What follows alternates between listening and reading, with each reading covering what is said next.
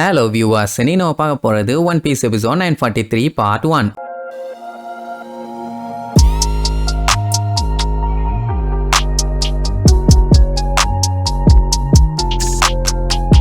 Open பண்ணா நம்ம சஞ்சய் பயங்கரமா அந்த அல்லோசரசை போட்டு அடின்னு அடிச்சு திரிய விட்டுட்டு இருக்கான். ஆனா என்னதான் அடிச்சாலும் அது கொஞ்சம் கூட சூடு சொரணையே இல்ல. சஞ்சயோட அடிய தாறுமாறா வாங்குது. அவன் டோக்கோ வச்சு கஷ்டப்பட்டு இருக்கான்ல, அதை பார்த்த உசோப்பு அவளை என்கிட்ட ஒப்படைச்சிரு, நான் பத்திரமா பாத்துக்கிறேன்னு அவங்கிட்ட இருந்து வாங்கிடுவான். சோ இப்ப ஜோரோ கியோஷிரோ கூட பயங்கரமா சண்டை போட்டுட்டு இருக்கான். போட்டுதான் ஆகணும். என்ன ஜோரோ பண்ண 720 பவுண்ட் ஃபீனிக்ஸ் அட்டாக்க அசால்ட்டா தட்டி விட்டுருக்கான்னா அப்ப எவ்வளவு ஸ்ட்ராங்கா இருப்பான். உசோப்பு எனக்கு இந்த சண்டைக்கு சம்மந்தமே இல்ல, நீங்களே பாத்துக்கங்கன்னு டோக்கோவை கூப்பிட்டுக்கிட்டு அங்க இருந்து குடு குடுன்னு ஓட ஆரம்பிச்சிருவான். இப்ப என்னன்னா ரெண்டு பேத்துக்குமே பயங்கரமா டஃப் கொடுக்குறான் ஆப்பனன்ட். அதனால அவங்களோட முழு பவரும் யூஸ் பண்ணி அடிச்சுக்கிட்டே இருக்கானுங்க. ஆனா அவனுகிட்ட வேலைக்கே ஆகல. என்ன அட்டாக் பண்ணாலும் தடுக்கிறானுங்க, திருப்பி அடிக்கிறானுங்க, இப்படியே போய்கிட்டே இருக்குது. யோஷிரோவோட ஆளுங்க எல்லாம் ஷாக் ஆயிருவானுங்க. ஏன்னா அவனுக்கு ஈக்குவலா சண்டை போட்டு இது வரைக்கும் யாரையுமே அவனுக்கு பார்த்ததே இல்ல. ஜோரோ இந்த அளவுக்கு டஃப் கொடுக்குறான்னா அப்படின்னா நம்மளும் ஸ்ட்ராங் தானே. சரி இப்ப கியோஷிரோ வந்து நீ இதோட நிறுத்திக்க, இதுக்கு மேல இறங்காதம்மா. ஏன் எதுக்காகன்னு கேட்டா இவன் இழிச்சுக்கிட்டே எனக்கு இப்ப நேரம் நல்லா இருக்குதும்மா. என்னடான்னு பார்த்தா அந்த உரோச்சியோட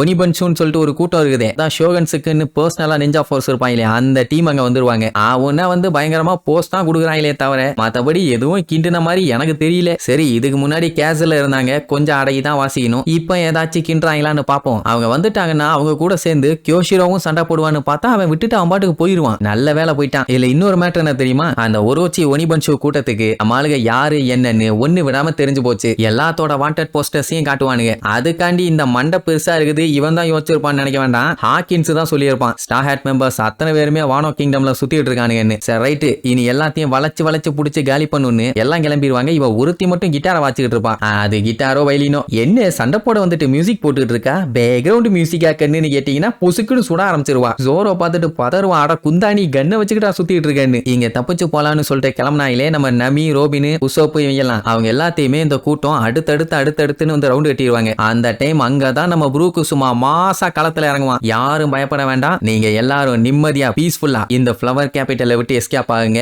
இந்த டுமாங்கோலி டுபுக்குகளை நான் பாத்துக்கிறேன், அதாவது இந்த சோல் கிங் பாத்துக்கிறேன் அப்படின்ட்டு அவனுக்குள்ள இருக்க அந்த ஆவியை வெளியில கொண்டு வந்துருவான். அவ்வளவுதான். அதை பார்த்துட்டு பீதியாகி எல்லாம் பேதியாகிற அளவுக்கு ஓடுவாங்க. அப்படின்னா இன்னும் அவன் டுபாக்கூர்னு யாருக்கும் தெரியல. சரின்ட்டு இந்த கேப்பை யூஸ் பண்ணி நம்ம கொமரசாக்கி இருக்கால, அவன் மூஞ்ச மறைச்சுக்கிட்டு அங்க இருந்து ஓட ஆரம்பிச்சிருவான். அதை இந்த டொய்கோக்கு மண்டையம் பாத்துருவான். அதாவது கொமராசாக்கின்னு தெரியாது, ஆனா ஜோரோ இவளுக்கு சப்போர்ட் பண்றான்னு தெரியும். அப்போ முக்கியமான பொண்ணாதான் இருக்கணும், விடக்கூடாதுன்னு சொல்லி அவங்க ஆளுகள்ல இந்த ரெண்டு பேர்த்த அனுப்பி விடுவான். அதே நேரம் உடோன்ல அந்த யூஸ்டஸ் கிட்டையும் கில்லரையும் கூப்பிட்டு வந்தாங்கல்ல, அவங்கள அப்படியே படுக போட்டு கெட்டி தலையில தொங்க விட்டுருவான். என்ன பண்ண போறான்னு லூஃபியே வாய பாந்துக்கிட்டு பாப்பான். அடிக்க போறான்னு பார்த்தா அதான் இல்ல, கொடுமைப்படுத்த போறான். கீழே ஃபுல்லா தண்ணி. இவனுங்க எல்லாம் டெவில் ஃப்ரூட்டை சாப்பிட்டவனுங்க தானே. கில்லர் இதுக்கு முன்னாடி சாப்பிட்டுருக்க வாய்ப்பு இல்ல, ஆனா ஸ்மைல் ஃப்ரூட்டை கொடுத்து அவனையும் டெவில் ஃப்ரூட்டை சாப்பிட்டவனா மாத்திட்டாங்க. இப்ப தண்ணிக்குள்ள முக்குனா அவனுக்கு சாகிறதுக்கு நிறைய வாய்ப்பு இருக்குது. லூஃபிக்கு இதை பார்க்கும்போது செம்மையா கடுப்பாவும் அவன் பல்ல கடிச்சு நின்றுட்டு இருப்பான். சரி அமுக்க மாட்டான், அமுக்கிறதுக்குள்ள லூஃபி ஏதாச்சும் பண்ணுவான்னு பார்த்தா அதெல்லாம் இல்ல. அவன் அமுக்கி தண்ணியில முக்குன்னு நல்லா முக்கி அவனுங்களை உள்ளுக்குள்ள முக்க விட்டு இவன் அதை பார்த்து என்ஜாய் பண்ணுவான். டெவில் ஃப்ரூட்டை சாப்பிடும் போது மட்டும் இனிச்சுதா,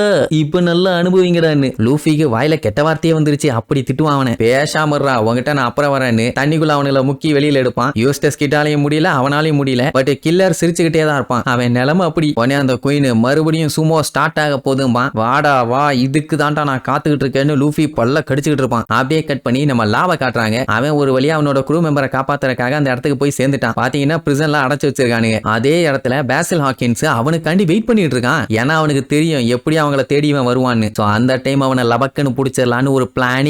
அவனுக்கு கதறுவானுங்க, கேப்டன் எங்களை மன்னிச்சிருங்க, இவனுக்கு கையில மாட்டோன்னு நாங்க எதிர்பார்க்கவே இல்லை, உங்களுக்கும் தேவையில்லாம தொல்லையை கொடுத்துட்டோம் பானுங்களா, என்னடா பண்ணி தொலைஞ்சிங்கன்னு கேட்டா நாங்க ஒண்ணுமே பண்ணலாம் பானுங்க. இப்போ பேசில் ஹாக்கின்ஸுக்கு நல்லாவே தெரியும் லாவோட எபிலிட்டியை யூஸ் பண்ணான்னா கண்ணை மூடி திறக்கிறதுக்குள்ள அவனுங்களை காப்பாத்தி கூப்பிட்டு போயிட்டே இருப்பான். சோ அப்படி இருக்கும்போது அவனோட ஆளுகளை இந்த மாதிரி ஒரு ஈஸியான இடத்துல அடைச்சு வைப்பானா, வாய்ப்பே இல்ல. ஆனா இவன் வச்சிருக்கானா என்ன அர்த்தம், ட்ராப்பு மகனே ட்ராப்பு, இப்ப நானும் உன்னை அதே ஜெயில தான்டா போட போறேன்னு ஓவரா வாய் பேசுவான். நான் பார்த்துட்டு என்னடா லூசு மாதிரி பேசிட்டு இருக்க, அதான் போன டைமே சிறுபால் அடிச்சு உன்னை அனுப்பி விட்டல, அது பார்த்தாதா மறுபடியும் வேணுமான்னு கேட்டா சிரிச்சுக்கிட்டே அதையும் பாத்துடலாமான்னு சண்டைக்கு ரெடின்னு சொல்லிட்டு கத்தி எடுப்பான். லாவும் சண்டைக்கு ரெடி. அப்படியே குறுன்னு லாவை பார்த்துக்கிட்டே இருந்தவன் அவன் எடுத்த கத்திய அவன் கையிலேயே வைப்பான். என்னடா மூளையில கலந்து போச்சா, நீயே கையை எடுத்துக்கிட்டு சாக போறியான்னு ஷாக்கா பார்க்கும்போது பொசுக்குன்னு அவன் கையில ஒரு சின்ன வெட்டு வெட்டுவான். அங்க அவனுக்கு வெட்டின உடனே அவன் கத்த மாட்டான், உள்ளுக்குள்ள இருக்க நம்ம லாவோட ஆளு ஆன்னு கத்திட்டு இருப்பான். பார்த்தா இப்ப அவன் கையில ரத்தம் வந்துகிட்டு இருக்குது. இப்ப தெரியுதா அந்த பேசில் ஹாக்கின்ஸ் என்ன வேலைத்தனம் பண்ணி வச்சிருக்கான்னு. இவனுக்கு சரியாயிரும். இப்ப பாத்தீங்கன்னா இவனுக்கு 4 உயிர் இருக்குது. இவனோட அவனுக்கு 3 பேர்த்தோட சேர்த்து அந்த 4. அப்ப லா இவனை கொன்னான்னா அவங்க ஆளுங்க ஒவ்வொருத்தனா சாவானுங்க. அப்படின்னா லாவால பேசில் ஹாக்கின்ஸ் அடிக்க கூட முடியாது. நீ உன் 3 க்ரூ மெம்பரையும் வெட்டி கொன்னதுக்கு அப்புறம் தாண்டா என்னைய கொல்ல முடியும். இப்ப எப்படி சண்டைக்கு தயாரான்னு கேட்டவொடனே